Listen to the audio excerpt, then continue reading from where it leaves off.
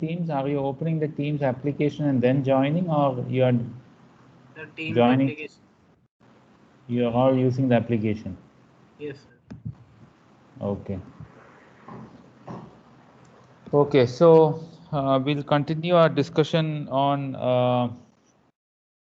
the modes in a waveguide, the modes in a planar waveguide. So in our previous class, probably we have seen that if the V number, if V by 2 is less than pi by 2, or in other words, if 0 less than V by 2 less than pi by 2, you would see that the circle is going to cut only the k tan k curve, and that too only once. So which means that, so this intersection point, if I extrapolate to the x-axis, I'm going to get what is the value of capital K, and from this capital K you can find out what is the propagation constant. So, so you had a circle in the case of the TE modes, and you had an ellipse in the case of a TM mode, because in the case of ellipse, you have, so other than this root of V by 2 the whole square minus K square, you also had a term which is called as, which is given by NG by N the whole square. So if you recollect the, yeah, if you recollect the expression for the symmetric TE modes, sorry, for the symmetric TM modes, so it was given by K tan K is given by Ng by N the whole square into root of V by 2 the whole square minus capital K square. So only if this square root term was there, it would have been a circle. But because of the presence of this Ng by N the whole square, you are going to get what is called as an ellipse. So this happens in the case of TM modes. So again, in the case of, so what would, so sorry, so if you are, so now let us plot this equation, this K tan K equation for both TE and TM modes. So this corresponds to TE and this corresponds to TM. That means for the TE mode you have a circle, and for the TM modes you have an ellipse. So those two are plotted here. So you can see a circle here which corresponds to TE, and you have an ellipse which corresponds to TM. And each of them is going to intersect, is going to intersect the K tan K curve only once. So that means that if I am extrapolating this, I am going to get two propagation constants. So though we say that a single mode, a planar waveguide can be designed as a single mode, you would see that, in fact, in reality, you would see that this planar waveguide is going to support two modes. Even though you say that it's a single mode waveguide, this is going to support two modes having two different polarizations. So this one, the circle, if I am going to extrapolate, this is going to give me the propagation constant for the TE mode, whereas the other one, the ellipse, if I'm going to extrapolate, this is going to give me the propagation constant for the TM modes. So our question is, so we are going to explore whether a single mode planar dielectric waveguide actually supports only one mode. But in fact, you will see that a single mode planar dielectric waveguide is going to actually support two modes, which is going to have one TE mode and also another TM mode.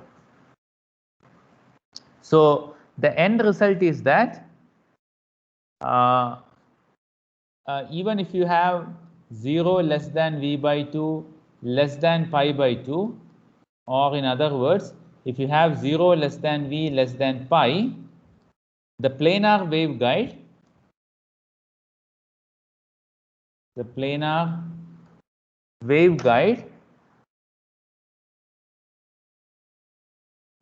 waveguide is going to support, will support one TE mode and one TM mode. So single mode waveguides are not really single mode. You will be having always one TE mode and 1 TM mode. So that's the takeaway from this discussion. So single mode, though we say that planar, though we can design planar waveguides, though we talk it as a single mode waveguide, in fact, it's going to always support 1 TE mode and 1 TM mode.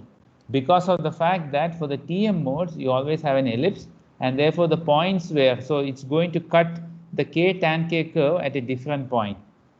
So if it has to be a single mode, if the waveguide has to support only one mode, then this should not be an ellipse. This should always be a circle, which is not really possible. Because for the TM modes, the equation always is going to have this prefactor given by Ng by n the whole square. And the only way by which you can eliminate that is to ensure that Ng is equal to n. That means the core refractive index and the cladding refractive index becomes the same. Then you cannot really call it as a planar waveguide, because a waveguide is always going to have a core and a cladding.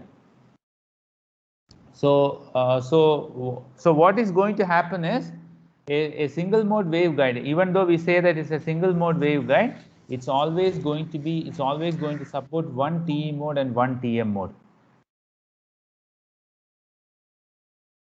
All right. So you are going to get two propagation constants. So you are going to get two different K values. So one is KTE, the other one is capital KTE. And from this figure, it is pretty obvious that KTM, so capital KTM is always greater than capital KTE.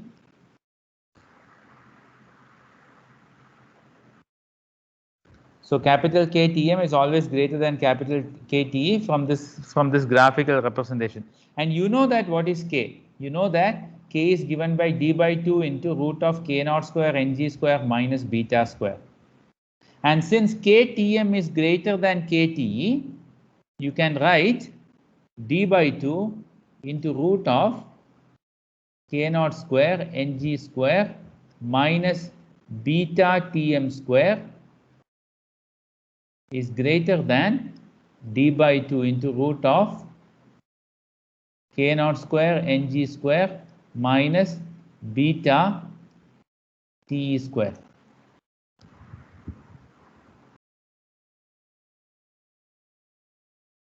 And for a given waveguide, so for a given waveguide, so you know that the thickness of the waveguide, which is given by d, K naught, and Ng. So Ng and n. So all of them are going to be a constant for a given waveguide. So that means whether it is TE mode or TM mode, it doesn't matter. D, K naught, Ng and n is always going to be constant, because they are all design parameters, which is going to be decided by the engineer who is going to design the waveguide. So given a waveguide, D, K naught, Ng and n is all going to be a constant. So which means if this term has to be greater than that term, then it's pretty obvious that, because this is a square root, it's pretty obvious that beta Tm would be always less than beta Te. From this inequality, beta Tm should be always less than beta Te. Or in other words, I can write this as beta Te,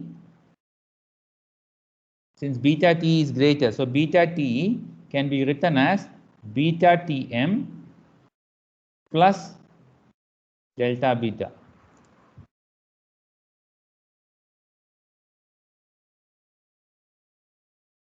So beta Te can be written as beta Tm plus delta beta. And since you all know that, so we already know that beta is proportional to, we know that the propagation constant for the mode beta is always, so this is proportional to the effective index of the waveguide.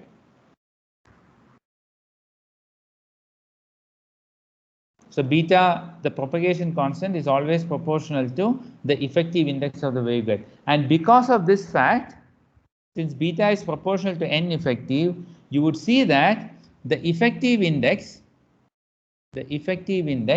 of the TE mode, so effective index of the TE mode would be always greater than the effective index of the TM mode,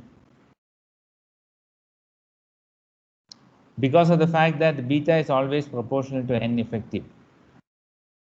Since beta TE is greater than beta TM, you would see that n effective of the TE mode would be always greater than n effective of TM mode. So this basically means that you can have a mode. So inside a waveguide, you can have a mode, and that mode will be seeing a particular effective index.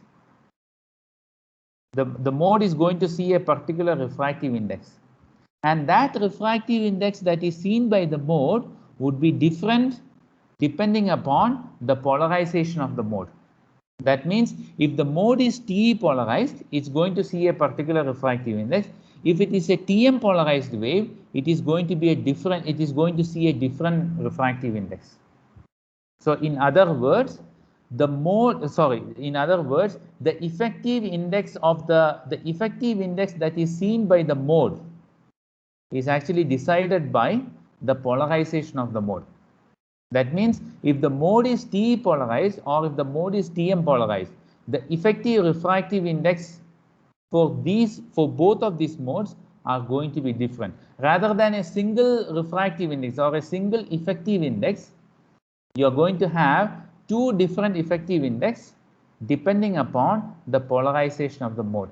And this phenomena where the refractive index that is seen by an optical field is dependent on the polarization of that field is what is called as, it's called by the phenomena birefringence in optical waveguides. So bi corresponds to 2, and the second half of this word, it corresponds to the refractive index. So you are going to see the mode is going to see two different refractive index. So you can have only TE and TM modes. So TE mode is going to have a particular refractive index, and TM mode is going to have a slightly different refractive index. So the phenomena where the refractive index seen by an optical field is dependent on the polarization of that field is what is called as birefringence in optical waveguides. Okay, any questions so far?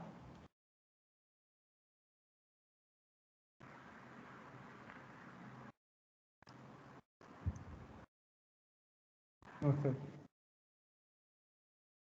No, sir. Okay, so now probably you might wonder, so how can you ensure that you have only one mode inside a waveguide? So let's say that you are launching some signal inside the waveguide. So you would like to know, how do you ensure that only the TE mode is excited or only the TM mode is excited? So you always call it as, so if you want to let's say that you want to launch a mode and you want only one mode to exist inside the waveguide. So you usually call it as mode excitation. Mode excitation. You call it as mode excitation, where you select only one mode to live inside the waveguide. So you call it as mode excitation. So if you want to have, so let's say that you are launching a signal inside the waveguide and you want to have only the TE mode or the TM mode. So in that case, so while launching, you will have to ensure that only the TE mode is excited or only the TM mode is excited. So how do you do that? So for that you use a device which is called as a polarizer. So polarizer is a device which will ensure that the electric field will be oriented only in one particular direction. The electric field would be either along, let's say, along the vertical direction, or the electric field will be oriented along the horizontal direction. So you can use a device which is called as a polarizer, which will ensure that the electric fields are always oriented only along one particular direction. So you call such a device as a polarizer. So you might have seen polarized films. You can get those kinds. So those films are just like your X-ray films, where the film will ensure that the electric fields are oriented only along a particular direction. So those kind of devices are called as a polarizer, which will ensure that the electric field is oriented either along vertical direction or along horizontal direction. So which means that either that the TM mode will be excited or the TE mode would be excited. So while launching, you will have to ensure that only one of the mode is excited. So if only one of the mode is excited, then the waveguide will be supporting only that particular mode. It could be either TE mode or TM mode. Now, what if you are launching? So let's say that let's say that you have a waveguide. Let's say that you have a waveguide. So if I am launching the optical signal in such a way that the electric field is oriented along the x direction, then I would be exciting the TM mode inside the waveguide. Whereas if the electric field is oriented along the y direction, then I am going to excite the TE mode. So while launching the signal inside the waveguide, I will have to put a polarizer, and the polarizer will have to be oriented in such a way that the electric field will be oriented either along the y direction or the electric field is oriented only along x direction. So if the electric field is oriented only along x direction, the waveguide will be supporting only TM mode. Whereas if the electric field is oriented along the y direction, the waveguide will support only TE mode. So that way, only in that way you can really make, make a waveguide to obey really as a single mode waveguide. Otherwise, even if you, let's say that you design the waveguide in such a way that it can support only one mode, and if you are arbitrarily launching an electric field, then you will see that the waveguide can support actually one TE mode and one TM mode.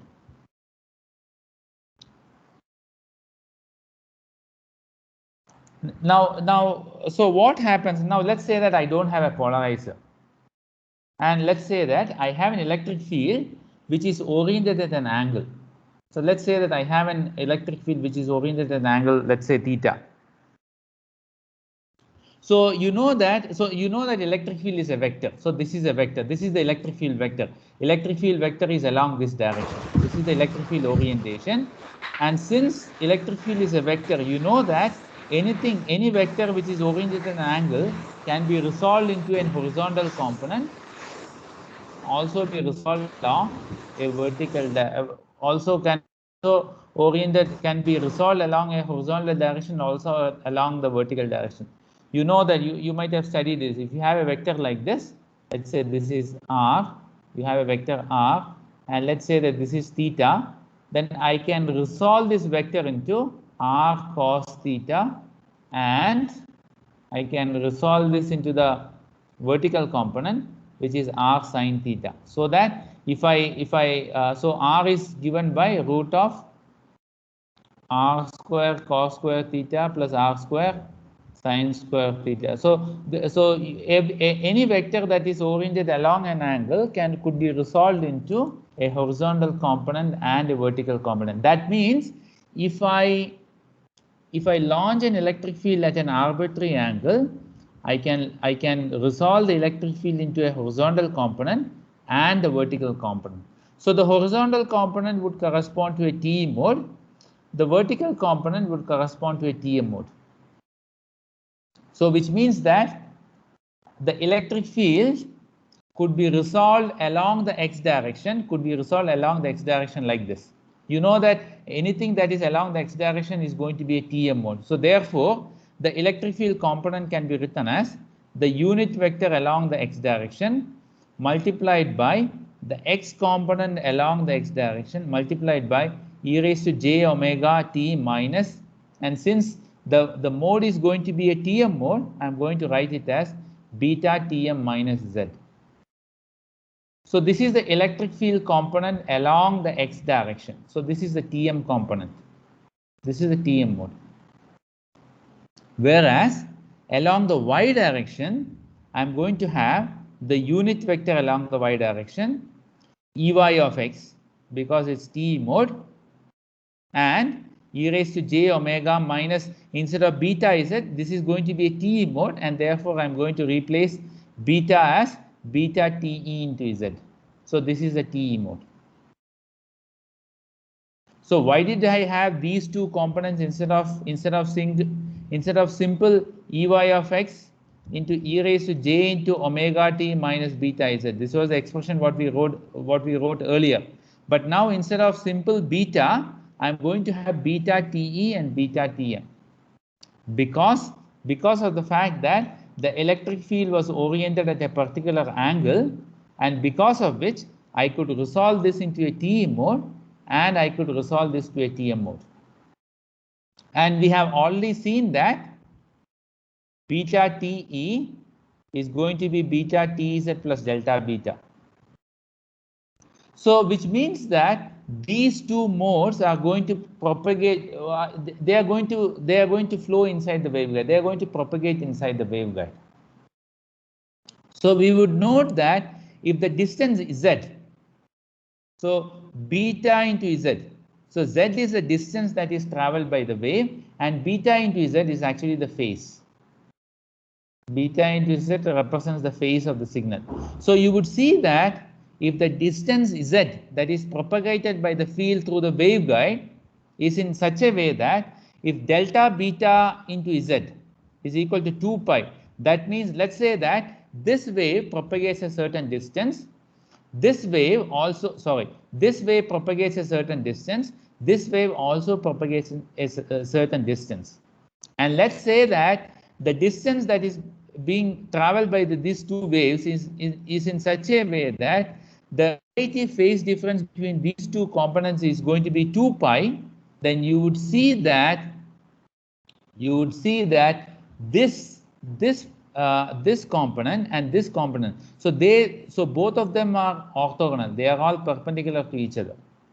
So you would see that these two orthogonal components of the transverse electric fields, they are in phase, and therefore they would add up, they would vectorially add up.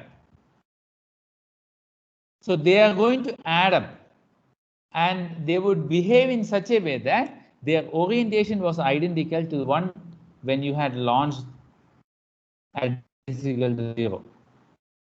So you would see that at a certain distance, you would see that these two components, they are going to vectorially add up. So that distance, the distance that is being traveled by the wave, that distance z is what is called as, you call it as a particular name, you give a particular name called as the beat length. You call it as the beat length. So this word beat means they both constructively interfere. There is no real phase difference between them. So if you have two waves, and let's say that the phase difference between them is 2 pi, then it really means that there is no phase difference between them. If there is no phase difference between them, those two vectors can add in phase. So 2 pi corresponds to, so this means that the phases can now add. Phases can add constructively.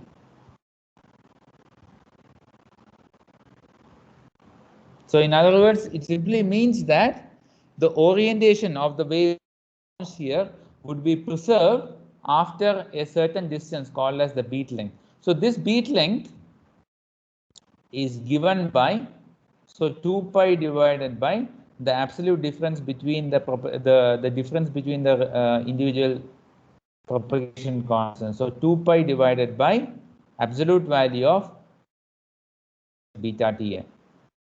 That distance is what is called as the beat length. inside an optical waveguide. Okay, any questions?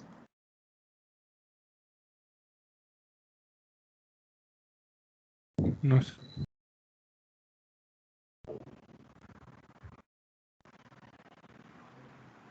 Sir, Okay. Yeah. sir, how is this LB calculated from? Like it is from the center of the waveguide or from one of the wall of the waveguide? Can you? I couldn't hear properly. Can you please repeat bit louder, please? Yes, sir. Yes, sir. So, am I audible, sir? Yeah, you are audible, but your voice is slightly feeble. Okay, sir. So I was asking, like, how is this LB length calculated? Is it from the center of the waveguide or from one of the wall of the waveguide?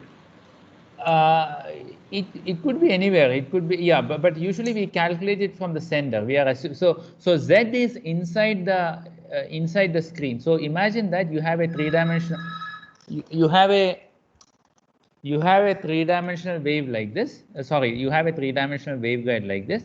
So Z, let's say that this is the center of the waveguide, and you have a so Z is along this direction. So so Z is so this L so this beat length is measured from this point along this line. So whether if let's say that I am measuring from here, then I will have to do a measurement which is parallel to this line. I mean the axis of the waveguide. Okay, sir. Is that clear now? Yes, sir. Yes, sir. Okay. Okay, fine. Okay. So Sir? yeah, go on. Sir, in case there is like slight bending somewhere in this waveguide, so will the coordinate axis like remain the same, or will it change? So okay, so now coordinate axis would obviously change because you have a bending, but we will very soon see what is the end result of bending. Okay, so whenever you have a waveguide bend, that will always cause some loss of optical signals. So you are going to have some loss. Apart from that, if you have some kind of perturbation inside the waveguide. Perturbation means you have some kind of bending or you have some kind of non-homogeneity inside the waveguide. Then you are always going to have a phenomena called as polarization conversion. That means, let's say that you are launching the signal. Let's say the launch signal is, let's say, is in TE mode. So TE mode means my electric field should always be oriented along this direction. So X is this way, Y is this way, and Z is that way. So this is a ideal situation, but because of some bending or so, you would see that you're going to have some kind of deviation in these axes. And because of that, what would happen is the electric field, instead of having an electric field component along this direction, the electric field might be having a component along this direction. The electric field component would become like this. You can have some kind of variation there. So that means it's now more pure TE mode. It has slightly changed the polarization. So you call it as polarization conversion. So that can happen if you have some kind of bending or some kind of non-homogeneity inside the waveguide. But these kind of things happen whenever you have some severe bending. Nominal bending is okay, and nominal bending cannot be avoided. So please don't think that you have a transmitter. Let's say that you have a transmitter here. You have a receiver there. So please don't think that the optical fiber is all dead straight. It's never going to be a straight line, because usually the optical fibers, so if you are passing by the road, you will see that you are going to have pits that are being dug to lay the optical fibers, and you will see that the roads are also like winding roads. So the optical fiber also will not be exactly straight. You'll be having some kind of bending here and there. That will always be there. So some kind of polarization conversion is always tolerable for the receiver, but beyond that, there is always a limit up to which the receiver can tolerate all these things.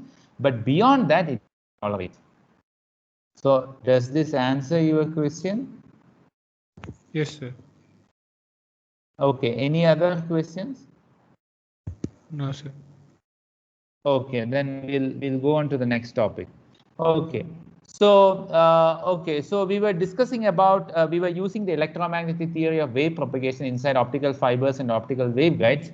So basically, the propagation what we the theory what we use in optical waveguide can be easily extended towards optical fibers as well. The only difference is that instead of solving the Maxwell's wave equation in a rectangular geometry, you'll have to solve it in a circular geometry.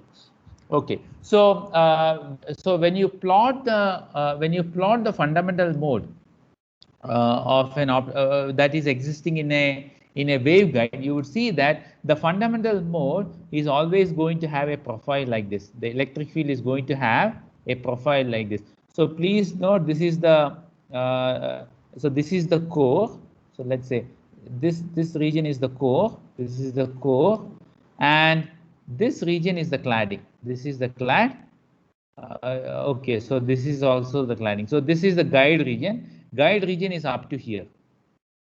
Guide region is up to here. So I'll draw a solid line here. So guide. So this is the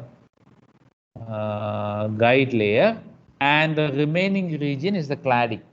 So when you launch the signal, and if you are examining the mode profile or the mode shape, most of the electric so most of the mode, or in fact most of the electric field component would be inside the guiding layer, or simply the core layer. So this is the core. So most of them would be inside the core, but you would see that you would see that some part of the mode is going to be the cladding. So this is for the electric field. Similarly, for the magnetic field also, you can have some magnetic field inside the. You can have some something inside the cladding as well. So, however, you will see that for the fundamental mode, according to the wave theory. So this is the wave picture. So for the fundamental mode, you will see that most of the power is being confined inside the guide, but you would see that some power is there in the cladding. For example, this shaded region, and also this shaded region is there in the cladding. So these two are there in the cladding. Remaining everything is there in the core. So here, so let's say that this is an optical fiber or a waveguide. So here I have a transmitter. So this is the transmitter, which is, let's say, this is a laser or an LED. So it gives out some photons, and I'm trying to couple these photons inside the waveguide or the optical fiber. But what is happening? So what ideally I want is, I want all the power to be there only inside the guide. I don't want any power inside the cladding. Why? Because the one which is there in the cladding, the job of the cladding is not to guide the power. Cladding, whatever is there in the cladding would be ultimately lost. There's a very high chance that the power that is there in the cladding can be lost. Only whatever is there in the guide or in the core would be finally reaching the receiver at this side. So I am always interested in the power that is there inside the guide or inside the core. But no matter how hard I try, no matter how well I launch the signal inside the waveguide, you would see that there is always some power that will be there in the cladding. I can never make it zero. I can only minimize that. All right. So so we have already studied that we have a wave picture or wave theory, and you also have a ray theory or a ray picture. So wave theory suggests that the wave is something like this. The wave propagation happens like this. So I have a wave like this. So this wave, it keeps on propagating and becomes it reaches this side. The ray theory. So if you use the ray theory, the simple ray theory says that if I launch a signal, then I'm going to have an axial ray, which is going to have an axial ray, which is going to pass along the axis and would be appearing at the receiver side. So this is how you compare the ray theory and wave theory. But however, you would see that you get more information from the wave picture or from the wave theory. So I said that a waveguide could be designed as a single mode waveguide, but the waveguide could also be a multi-mode waveguide. We have studied about multi-mode. We have seen about multi-mode optical fibers which can support more than one mode. So anything which can support more than one mode means you are going to have the fundamental mode always, or in fact it prefers to go through the axis, the axial ray. The fundamental mode would like to go in this direction. The other modes, or the higher order modes, what they do is they may not take a straight line path. It means it may not be going along the axis. What it might do is it might have an angle, and therefore it might slowly go like this. It will hit here and it will be undergoing total internal reflections. And this can also carry power from transmitter to receiver. So I would call the mode, or I would call the ray that is going along the axis as, so I call this one as the fundamental mode. I'm very favorite, I'm very particular. I really like this mode because this is the one which is passing along the axis. And the field is going to have a profile like this. But anything other than the fundamental mode is going to have, in the ray picture, it's going to have an axis. If it is going to have an axis, sorry, if it's going to have an angle, I'm sorry, it's going to have an angle, not axis, it's going to have an angle with respect to axis, which means that this is going to undergo total internal reflections. So anytime it undergo reflections at this point, you're going to have some leakage of power.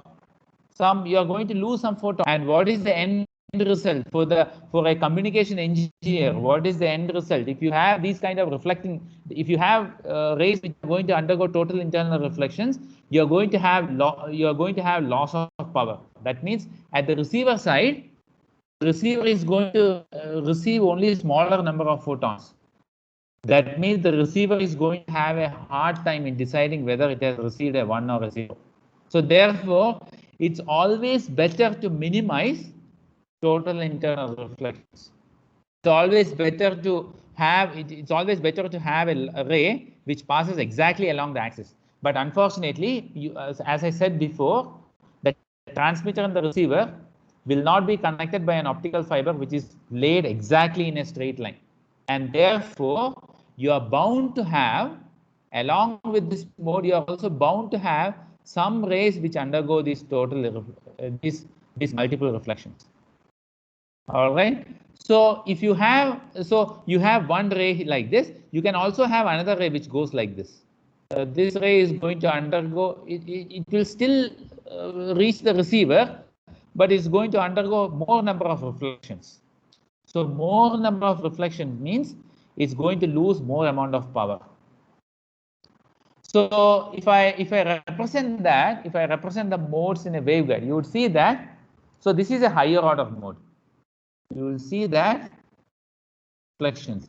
So in the wave picture, you would see that the wave picture is represented like this. The electric field profile is represented like this. So you would see that you have some cladding penetration here. You also have some cladding penetration there. But if you compare this mode with our earlier figure,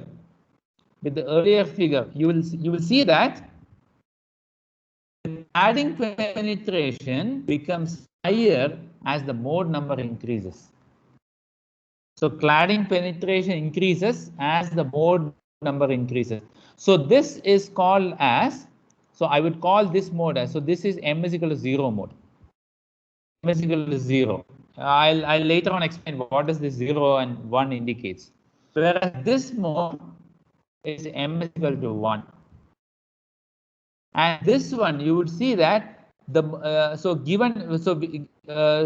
a given distance, you would see that there's a greater probability for this mode to undergo more number of reflections. And you would see that this is a higher order mode. Compared to this one, this is even a higher order mode. So you would see that you're going to have a larger cladding penetration here. So I would call this mode as m is equal to 2.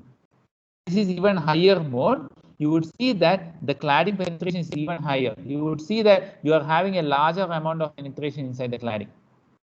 So this mode, the fundamental mode, was denoted as m is equal to 0. So this 0 indicates the number of dips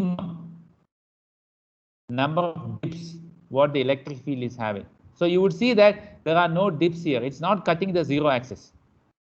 And since it's not cutting the 0 axis, I would denote this as m is equal to 0. 0 indicates the number of times the electric field profile cuts the minimum, or it has number of minimums it have.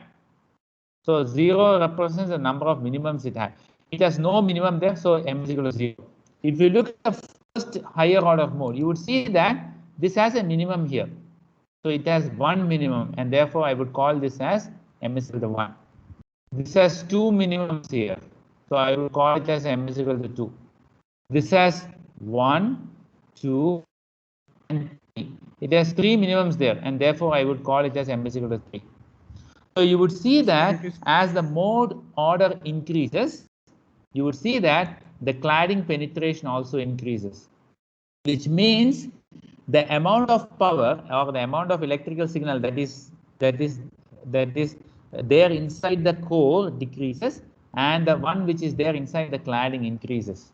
So if I have m is equal to 10, let's say I'm launching at m is equal to 10 mode. If I'm using that mode to launch, if I'm using that mode to send the signal from transmitter to receiver, what happens is most of the signal is there, it starts to leak in the cladding. Most of the signal is there in the cladding, which means that the one which is there in the core is very, very small, which means that the receiver is now going to receive only a very small amount of power. And there is a higher chance for receiver to make an error, which I don't want. And therefore, I would always prefer to launch a signal in my fundamental mode. And that's why single mode fibers or single mode waveguides are more popular. Okay, any questions? So the fundamental mode, like the axial ray will be of two types, right? T and TM. Axial modes? The fundamental mode or the axial ray will have two types, T and TM. That's what. So it can be TE mode, it can also be TM mode, but that's what I said. If you put a polarizer, if you decide what is the direction in which the electric field is being launched, then you can make it either as TE mode, or you can make it only as a TM mode. Okay, sir. Is it clear? Yes, sir. Okay. Okay. So, given a mode, you can always calculate what is the power that is associated with that mode. So you know how to calculate that power. If you know what is the electric field and if you know what is the magnetic field, so what do you call that power? So you might have studied about the Poynting vector or the Poynting power, right? In electromagnetics. So you take the electric field, you take the magnetic field, you take the cross product, you can really calculate what is the power that is carried by the mode. So given a mode, so you can always, so if you have a TE mode or if you have a TM mode, you can, so you know that for the TM mode, for the TE mode, for the TE mode, you're going to have the EY component of the electric field, and you're going to have the HX component of the magnetic field and also the HZ component of the magnetic field. So if you have a combination like this, you call it as a TE mode. So, and you know that HY is equal to 0. Similarly, EX 0, EZ is also 0. So we have already calculated what are the electric field and the magnetic field expressions for the TE mode. So you can use that and then you can calculate. So you know that the electric field inside the core. So if you have a waveguide like this, let's say I'm drawing the waveguide. I'm just rotating this. So this is clad, this is core, this is clad. So if I have a fundamental mode, so let's say that the electric field profile looks like this. Looks like this. So let's say this is minus d by 2 and this is d by 2. So you know that from minus d by 2 to infinity to minus infinity, you have an exponential decaying profile. You have this kind of profile. So this is like this. And between minus d by 2 to plus d by 2, you know that the electric field has a profile which is given by a cos kx, a cos kappa x. And from d by 2 to infinity, you know that the electric field is going to have this kind of profile. Similarly, you can also, if you know what is the electric field, you can easily calculate what is the magnetic field in these 3 points. I mean, along these 3 directions. That means from minus infinity to minus d by 2, what is what is the magnetic field? From minus d by 2 to plus d by 2, what is the magnetic field? And similarly, from d by 2 to infinity, what is the magnetic field? You can calculate that. And accordingly, you can calculate what is then you can do an integration. You can do an integration, then you can calculate what is the total power that is there inside, that is associated with a mode. So you can calculate what is the total power that is associated with a mode. A mode means it has the cladding part, also the core part. So the total power that is carried by this one is the mode, is the total power that is carried by the mode.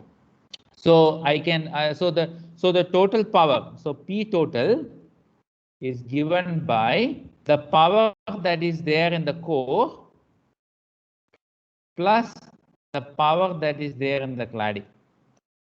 So that's the total power. The core power plus the total power in the cladding. So this cladding power corresponds to the power in this cladding as well as in that cladding. That is the cladding power. That is the total power. Now, of which for an engineer, the power inside the core is more important because he's going to get only that one. The cladding power, there is no guarantee that it can reach the receiver. So he's going to be interested only in the core power, or he's looking at that core power. So what he's interested is this core power. So I can always calculate this ratio. That means the power that is there in the core to the total power. I can always calculate this ratio, and I would always like this ratio to be as large as possible. So I would call this ratio as, let's say, capital gamma. So this ratio between the core power to the total power, I call it as the confinement factor. I call it as the confinement factor of the mode, or the confinement factor of the waveguide, whatever it is. So I would like this value to be as large as possible. As large as possible means ideal value would be gamma is equal to 1. That means whatever power I am launching, so everything is there in the core. If that is the case, that is the best thing that can happen. But unfortunately, that is never, in reality, is not going to happen. You would always have some power that is there in the cladding. Not everything will be there in the core. You will always have this one, some power in the cladding as well. So you like to maximize this confinement factor. So typically the confinement factor would be something like 70 to 80%. Or it could be even go up to 85% as well. That's the typical value for the power that is, typical value for the confinement factor. Okay, so this part I'll discuss in the next class. Okay. Any questions? No, sir. In the previous slide, that first part is the core power, right? So in the power expression which you wrote in the below, like beta a square omega mu naught. You mean this one? No, sir. Above one. This one? Yes, sir. Yeah. So this one is the core. But yeah, this, wherever you see this cos term, this is the core. The other cladding.